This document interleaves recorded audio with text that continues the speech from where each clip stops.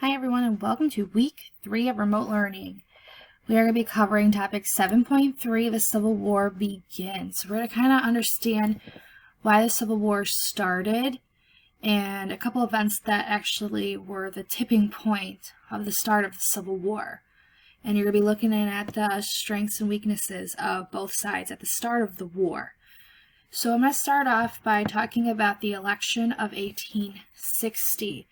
This is the election where we get Lincoln as a president, and that's going to cause a lot of chaos in the U.S. So I want to give you a little background, kind of talk about the different parties and who was running in this election. It was a four-way race. The Democratic Party was actually split down the middle into two different types of Democrats. There were the Northern Democrats and there were the Southern Democrats. That party split down the middle. The Northern Democrats were all about the popular sovereignty, the states, and these new states in these territories that are coming in, they have the choice to vote if slavery is going to be in that area or not. And the Northern Democrats nominated Stephen Douglas, who was from Illinois, who, as you recall in the last video, was debating with Lincoln, okay? And the Southern Democrats, who were really for the Dred Scott case and the decision that that case laid out, saying that the slaves were considered property and they shouldn't go to court. They can't go to court because they're considered property of their owner. They were all for that decision. And the Southern Democrats, they nominated John Breckinridge as the candidate. There was another side where some Americans, they were trying to heal this big split down the middle from North and South. So they created this new political party called the Constitutional Union Party. And this party was all about trying to compromise, to preserve the Union. They did not want anyone leaving the Union or seceding. They wanted to preserve the Constitution and they wanted to preserve the Union. So they nominated John Bell as their candidate. And the Republicans, their platform was they wanted to keep slavery out of these new territories completely. They did not want the spread of slavery. They still allowed the slavery to be in the southern states that they already were there previously. They wanted to have a tariff that protected the manufacturers of the North. Remember, a tariff is a tax on foreign goods.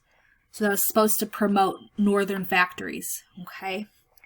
And they also wanted to have free western farmland for people.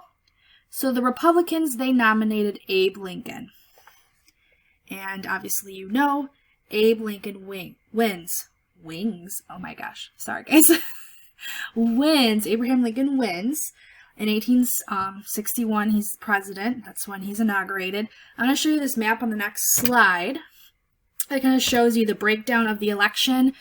So green is Lincoln. If you look, no votes in the South.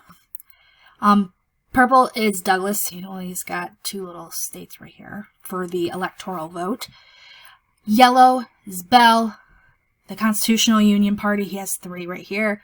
Then the South is Breckinridge, the Southern Democrat. This orange right here. You see right here the little chart. The electoral votes, again, that's the one that matters most for when to become president.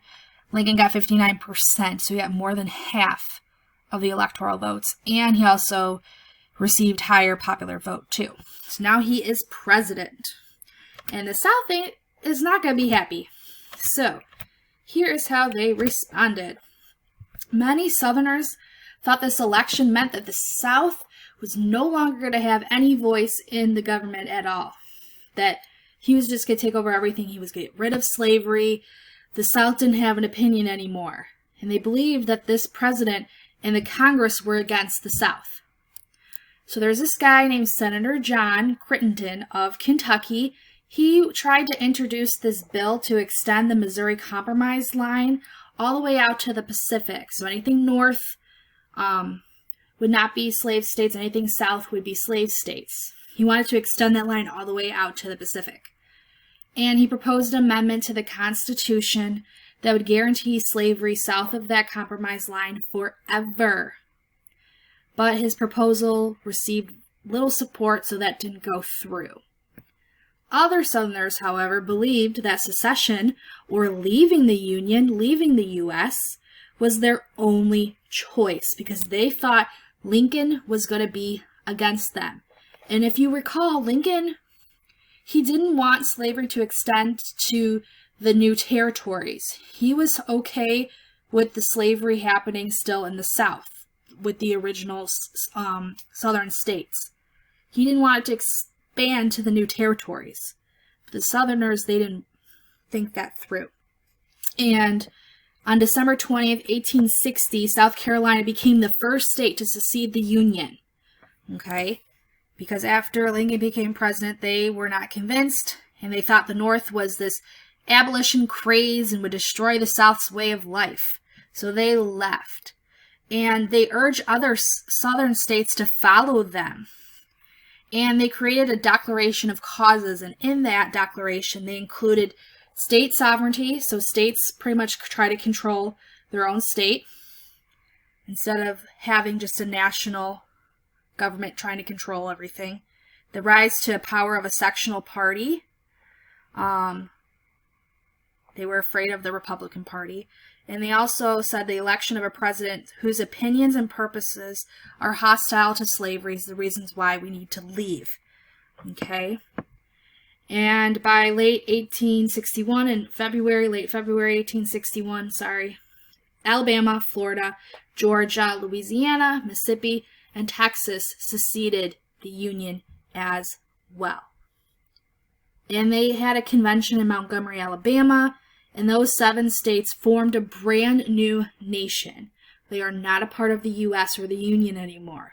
They are their own little country, if you could just picture it like that. And they called it the Confederate States of America, and they nominated Jefferson Davis, who was a great military man, to become their president. And at the convention, they kind of created their own little constitution. It's called the Confederate Constitution. It is similar to the U.S.'s Constitution, but it differed in establishing state sovereignty. So the states control what happens in the states pretty much. They're pretty much kind of like on their own, if you kind of think of it that way. Protecting slavery in states and territories. They are banning protective tariffs because, again, the South relies on foreign goods. They rely on it. They don't have as many factories as the North does. And now they're not getting anything from the northern factories because they left. They're their own nation. And they limit the president to 1 6-year term. And Jefferson Davis is their president. Alexander Stephens of Georgia was the vice president at the time. And there's going to be another event that's going to be leading up that sparks the actual start of the Civil War, which we're going to look at in the next slide. This slide's going to show you pretty much the start of the Civil War and how it began. So, I just talked about the election of 1860. Lincoln won, and that caused South Carolina and 6 other states, including South Carolina, to secede or leave the Union. So, because of the secession of those states, the U.S. is now in a crisis. And when Lincoln's inaugurated on March 4th, 1861, he presided over only 27 of the 34 states formerly in the Union. And as the brand new president, Lincoln had some thinking to do. Was he going to declare war? Was he going to accept the secession and let the Confederacy just go in peace? Or was he going to do something else? So in his inaugural address, he warned that no state could lawfully leave the Union. They cannot leave. And in his inaugural address, he stated that he has no purpose at all to interfere with the institution of slavery in the states where it already exists. Okay? He says he has no lawful right to do so. And he said pretty much that the government's not going to start violence with anyone or start to become violent with anyone. He says you can have no conflict without being yourselves the aggressors. So he's pretty much saying if you're going to be aggressive and become violent, then obviously the U.S. is going to fight back. And he did quote in his address saying, "We're not enemies, but friends. We must not be enemies." That's how the South was viewing the North and President Lincoln. They were viewing him as an enemy. So Jefferson Davis, he already ordered Confederate forces at the time to begin seizing federal forts that were in the South to control them. And President Lincoln at the time had to make this decision. Should he let them take over federal property and look like he was admitting that the states had the right to leave the Union? And if he did allow that, would more states leave the U.S.? Or should he send troops to hold the forts and risk a war, a civil war? And at the time, Lincoln didn't want to fight. And he was trying to find this peaceful way to reunite the U.S. We didn't want to provoke war.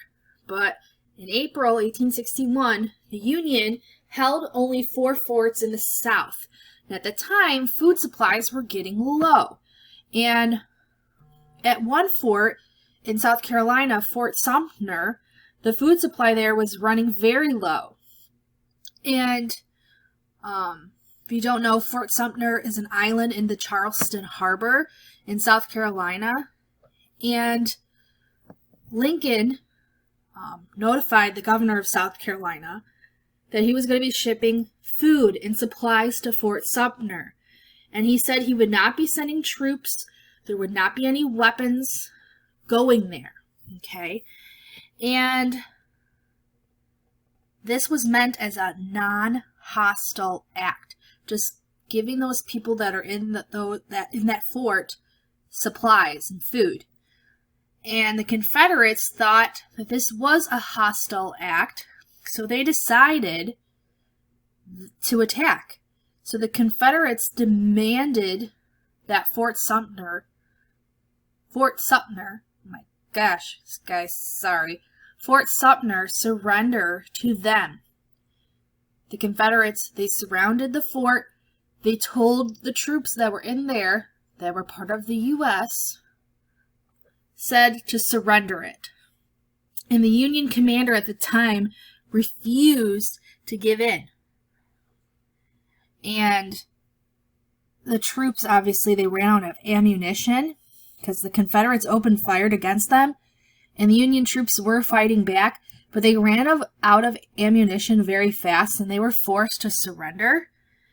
And with the rebel yells of the Confederates and this Confederate victory, this first major battle of the Civil War now began after this attack.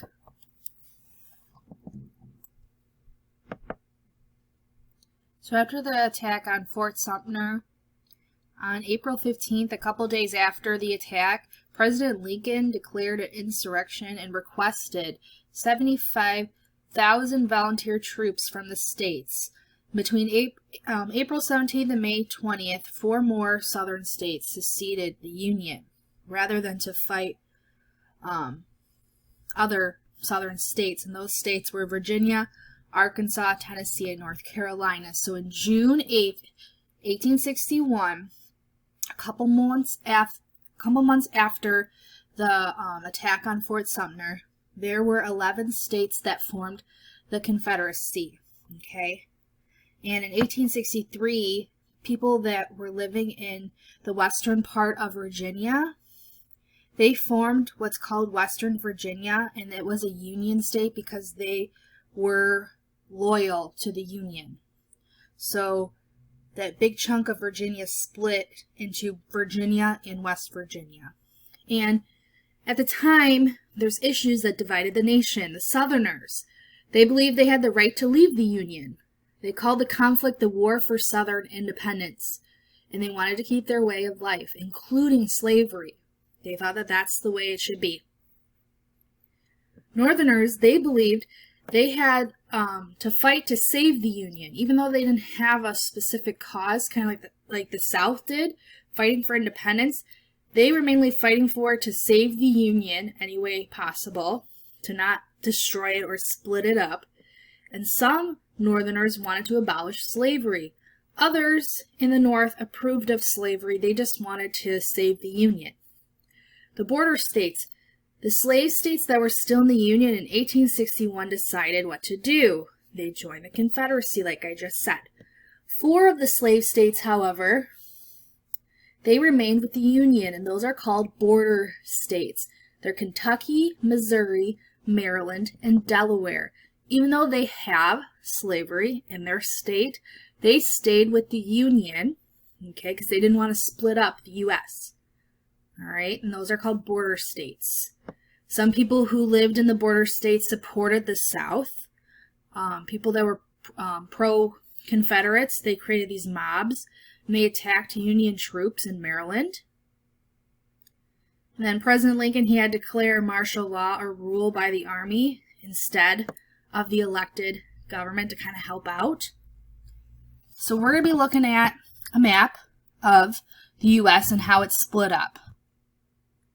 So if you see here, the green is the Union states, so we're all here are part of the Union. And the darker green are the border states, like I just said. They are slavery states, but they are still staying with the Union. They did not secede to join the Confederacy. So Missouri, Kentucky, West Virginia, and Maryland.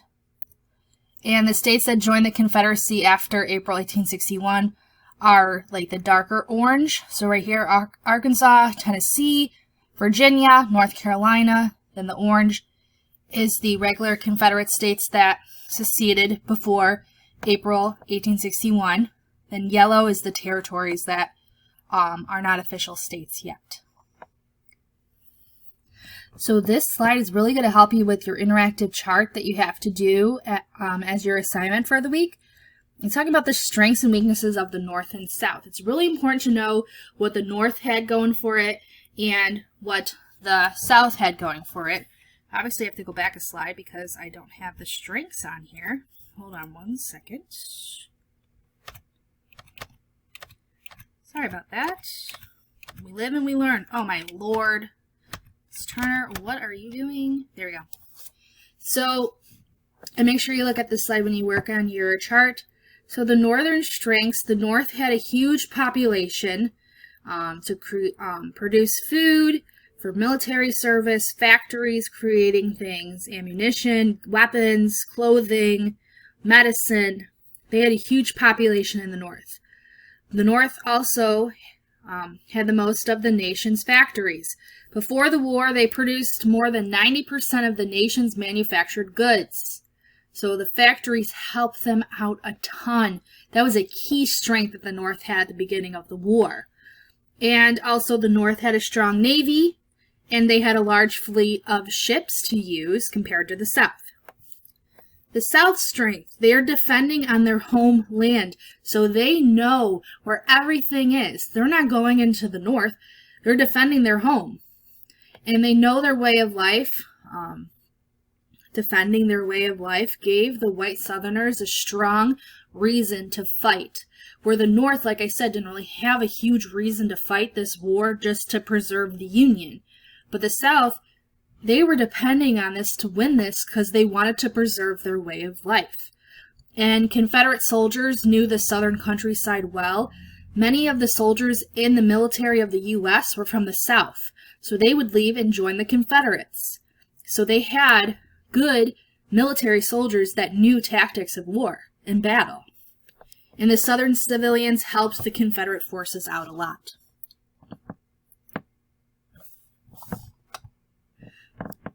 Now, the North and the South both had weaknesses. The North's weaknesses were the soldiers had to conquer a huge piece of land that was pretty much majority of the South. And instead of defending their homes, they were invading unfamiliar territory. They didn't know the layout of the land like the Southerners did. Also, the supply lines for the Union soldiers had to stretch out much farther than the Confederate ones. Some weaknesses the South had were they had few factories to produce weapons and food, supplies, clothing, okay? The South had few railroads compared to the North to move troops around, to move supplies around, and many of the rail lines did not connect to a railroad network. And the Confederate Constitution favored states' rights and limited the central government, and this made it difficult to get things done sometimes because the states were just focusing on what was best for them instead of a whole, like the central government would do. And the South had a small population compared to the North, and the South did not have enough people to support the war effort because of their population. This is the last slide I'm going to go through. This is kind of showing the war's leaders at the time. So on the Confederate side, President Jefferson Davis, he attended the United States Military Academy at West Point, so he knew the tactics, and he was a great soldier. He was an officer in the Mexican War, so he did have experience with war. He was the Secretary of War under President Pierce, and he was respected for his honesty and courage. So he had that military experience that really would help the South out with the battles and trying to figure out who was commanding the troops. And the Union President Abraham Lincoln, he did not have much experience in the national politics. He was kind of new to it. He did not have military experience at all, but he was a strong leader and he was a great war planner. He was a great speaker. People listened to him. He was well thought out, detailed. He did have a sense of humor, and he could accept criticism well. So he would get advice from others to help him out. And at the time, the commander of the Confederate Army is Robert E. Lee, which we're going to talk more about him next week. President Lincoln actually asked him to command the Union Army, and Robert E. Lee is not for the secession and all of that, and he kind of wanted to command the Union Army, but he decided that he was going to stay loyal to his state of Virginia because that was where he was from, because he did not want to fight against his quote-unquote brothers or people he knew.